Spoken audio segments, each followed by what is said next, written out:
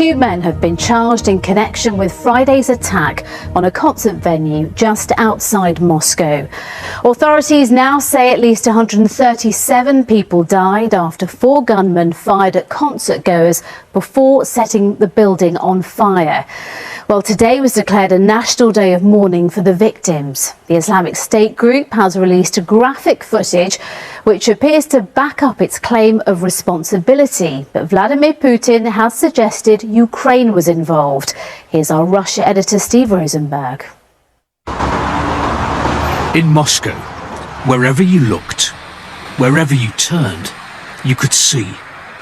This was a country in mourning and in shock. Across Russia, flags flew at half-mast for the victims of the concert hall massacre. And at the scene of Friday's attack, Crocus City Hall, the queues grew longer and longer. The National Day of Mourning experienced most acutely here. There was an outpouring of sympathy, a mountain of tributes to the dead. As well as leaving flowers and candles, people have also been bringing soft toys and sweets, because amongst the dead there were children. They've also been leaving messages. One is addressed to the attackers and it reads, "You are scum. We will never forgive you." Among the crowd, there was a mixture of grief and anger.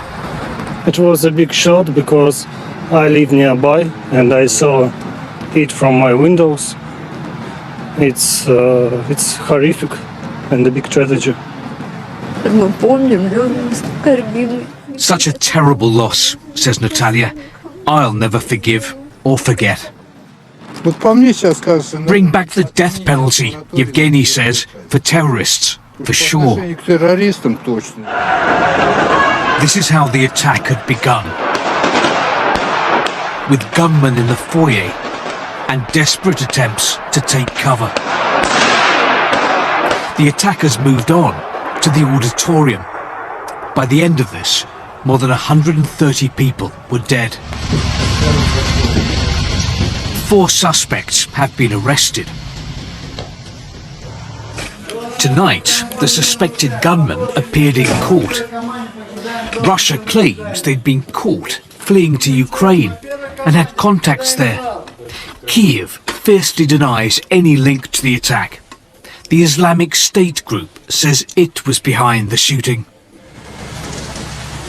And on this day of mourning, silent prayers from a somber-looking President Putin. The Kremlin says he lit a candle for the victims in church at his country estate. And Russia is praying that there will be no more attacks.